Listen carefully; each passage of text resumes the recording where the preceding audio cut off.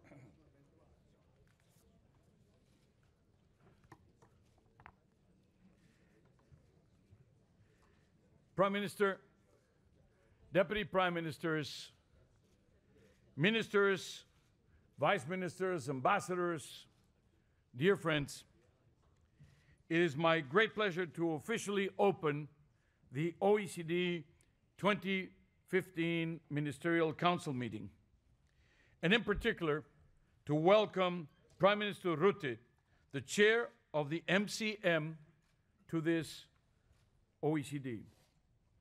It is very encouraging to see so many of you gathered together around the table. As you know, this year we focused our discussions on one of the most pressing global challenges, unlocking investment for sustainable growth and jobs. Or, as Prime Minister Rutte once told me when we were discussing the title, he said, how about investment, investment, investment? So that did not leave any doubt as to where and what he wanted us to discuss. This is a capital issue.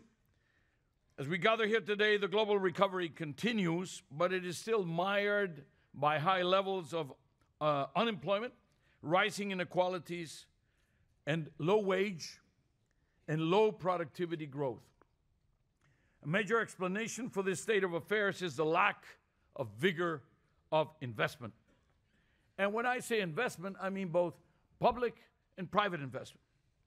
As we will show later this morning, during the launch of the economic outlook, we expect global GDP growth to strengthen progressively next year, but only as long as investment regains its pre-crisis strength. So far, investment growth has been weaker than in previous cyclical recoveries.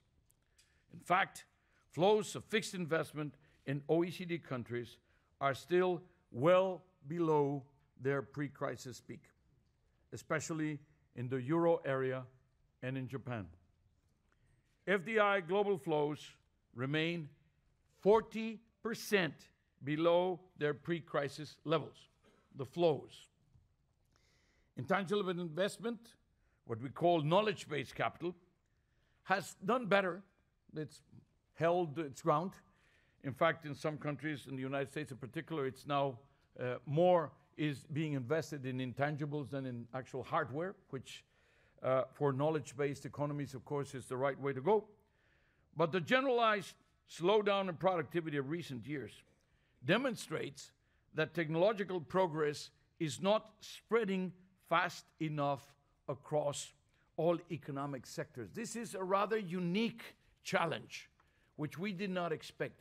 The slow or slower than expected dissemination of technology and knowledge.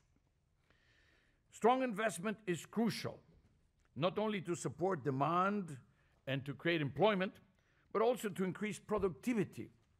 As I mentioned a moment ago, productivity. I've delivered about 12 economic surveys in our member countries in the last 3 months. In every one of them, productivity was flat or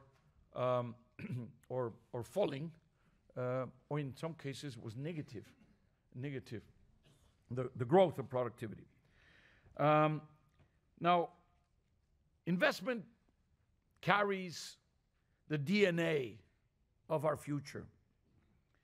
This time, we need to promote investment that favor sustainability, job creation, social inclusion, but we also link this effort, we have to link this effort to innovation, to education, and as we discussed a moment ago, Prime Minister, to skills. An absolutely critical element to accompany the recovery of investment. We also have to make that effort so that it is sustainable, that it is green. So to make the most of our discussions, we will provide you with several OECD deliverables. A synthesis report with the first set of conclusions and recommendations from our NAEC initiative, the New Approaches to Economic Challenges. I mentioned this last year in this podium, and we'd like to express our appreciation to all involved and to the chairman of our Economic Policy Committee, Jason Furman, precisely because of the role that they have played in the NAEC. We are also going to present a progress report on the Inclusive Growth Initiative. The inclusive growth is a response to the inequality. We just delivered the third report on inequality in it together last week. Then we'd like to also present to you updates on both the policy framework for investment, and here thank you to Myanmar and to Finland for their leadership, and our innovation strategy. We launched the innovation strategy in 2010. This is the 5th year. We're now launching a new reinforced innovation strategy. We're launching principles on water governance, something which is close to your heart and on which the Netherlands has been very supportive. A joint report with the IEA, the International Energy Agency, the Nuclear Energy Agency, and the International Transport Forum, called Aligning Policies to Facilitate the Transition to a Low-Carbon Economy, which you instructed us to produce in the Ministerial last year. And as every year, as I explained to the Prime Minister, the strategic orientations that the Secretary General is proposing to the members as part of the process, both of leading the OECD, but also as part of our own budgetary preparations. The orchestration of all this work required great leadership. We'd like to thank you for that leadership. And I'm delighted to not only have the Prime Minister of the Netherlands by our side, but also to be having the vice chairs, a very competent Dutch team that did the job, supported by the Czech Republic, France, and Korea as vice chairs. And France and the Czech Republic and Korea all have their ministerial representatives with us today. including Deputy Prime Minister of Korea, I'd like to express our deepest appreciation for their presence. Prime Minister Rutte is the ideal person to lead this venture. He has a triangular experience. He's been in the private sector, he's been a public administrator, meaning a civil service, but also he has been, of course, and is a very distinguished elected politician. Now, he has dealt with all these issues that we have in our agenda here from all three perspectives. He's also stated that he'd like us to frame all our proposals and all our agreements with the social imperative of inclusion. And I would like to report to you, sir, that that has permeated all our work. The social imperative of inclusion, which you asked of us, has been the norm. Now, no wonder, shouldn't surprise us, he's been Minister of Social Affairs, Employment, Education, Culture, and Science. In fact, one could almost say that his CV is like an improved version of our ministerial program here, you know. So I'm sure that his leadership and his charisma will also help a lot, especially as our program this year will be very interactive. We will have scenario-based policy discussions, breakout sessions, substantive panels, and of course, a conversation, a dialogue, the view from the top at 3 o'clock this afternoon with President Hollande and Prime Minister Rutte. So I invite you all to be proactive, to be bold, to invest your time and your interest well in this MCM, and to help us together deliver better policies for better lives. Thank you very much. Prime Minister, you have the floor.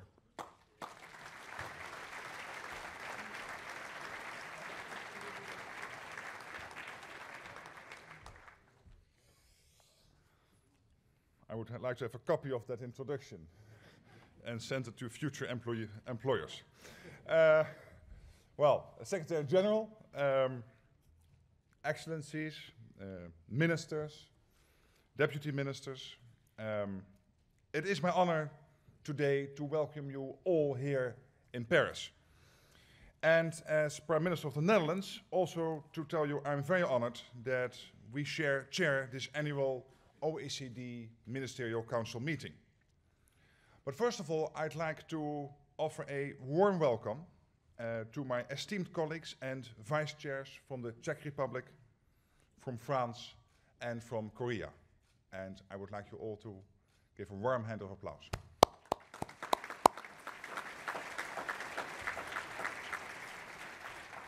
And thank you, Secretary General Gurria, for your hospitality. And my congratulations with your third term as Secretary General of OECD. We often call on people to work beyond 65, but you have taken this very seriously. Under your leadership, the OECD plays a vital role in giving governments and businesses the knowledge and the statistics they need to develop policies and take decisions that benefit us all. The Netherlands has chaired the MCM for the first time in 1964, in a bipolar world at the height of the Cold War. It was a time when the global marketplace was little more than national economies competing with each other. Our second time was in 1991. It was a few years after perestroika and glasnost and the fall of the Berlin Wall. In Europe, the key priority at that time was warp speed economic integration. But big economies like China and India were slowly entering the world market too. Integration changed the world's production and trade patterns forever. We know that all too well now, after a global crisis that underscored how interconnected the global economy has become. And it is the magnitude of these changes and all the opportunities and risks they bring that we are dealing with today, and also in this meeting. As the emerging economies, significance and integration into the world economy grows, so the OECD's importance grows too. After all, in today's world, well-functioning markets and free-flowing international trade and investment determine the prosperity and well-being of more and more people. The good news is that we are finally recovering from the crisis. And I do hope, and I had a first glance this morning, that the OECD economic outlook that is being presented here today will show other encouraging signs of recovery. But to speed things up and pave the way for new growth and new jobs, it's essential to raise investment at all levels. So I'm glad this Ministerial Council meeting is focusing on that problem, because investment was hit hard by the crisis and its recovery has so far been sluggish. In advanced economies, investment has declined by 20% on average, compared with pre-crisis forecasts. And that is a serious amount, and it raises serious questions that need serious answers. On the positive side, investment conditions are quite favorable. Interest rates are, as we all know, at an all-time low in many countries. Big companies, particularly, are holding large amounts of cash and are hesitating to make new investments. So the question we face today is, how do we unlock those resources to create new and sustainable economic growth that generates the new jobs we all so badly need? We can't just wave a magic wand, but there are several things that government and business can do to help. One is to expand public-private partnership, which are enjoying more and more success in various countries and have led to more investment across a wide range of sectors. Another one, of course, is structural reform, which is the trademark of OECD recommendations. To fuel the discussion even further, let me highlight two other issues that I believe are key to today's topics. First, investment, whether domestic or foreign, financed privately or publicly, will only pay off in an enabling environment. And that means all countries need to pay attention to good governance, the rule of law, legal certainty, anti-corruption measures, a level playing field, and a well-functioning market without too much red tape. All these elements help foster a climate in which everyone can confidently participate in the economy. Investors at home and abroad, consumers and savers, local companies, and foreign enterprises. Second, we must have a keen eye for sustainability and innovation as we work to boost investment. Not only because it is a clear necessity, but it is also because it provides many promising business opportunities. Take climate change and the need for renewable energy. Take demographic aging, the fast-growing digital economy, or the challenge of how to feed 9 billion people by 2050. And these are just a few examples that illustrate the need for new, innovative, and future-proof solutions. Sustainability and responsible business conduct are not simply optional extras anymore. They are a business case, a pure business case we can't ignore. I had applause written in my text here, so if you would be so kind. Thank you, thank you. Ladies and gentlemen, we have a lot of work ahead of us, but I can tell you it will be worth it. Because at global level, this meeting provides an excellent opportunity to have an interactive, indeed, fact-based, indeed, discussion. We need to consider how best to unlock new investment for sustainable growth and jobs. And I'm sure that will motivate us all to make this Ministerial Council meeting a great success. So let me wish you many useful discussions, and indeed an inspiring conference focusing on investment, investment, and investment. Thank you so much. Thank you. Thank you, Prime Minister. That was wonderful. Prime Minister is now going to continue the busy Paris agenda today. We told him, when you come to the OECD, do not forget to visit Paris. No? So he's doing a little bit of that. He's going to be back with us at 3 o'clock with President Hollande. I'll take a few minutes to lead him back, and we'll start the presentation of the economic outlook in a moment.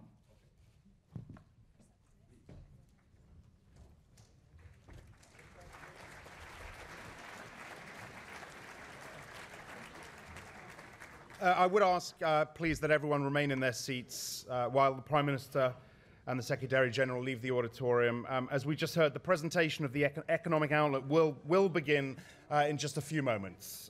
Please do stay in your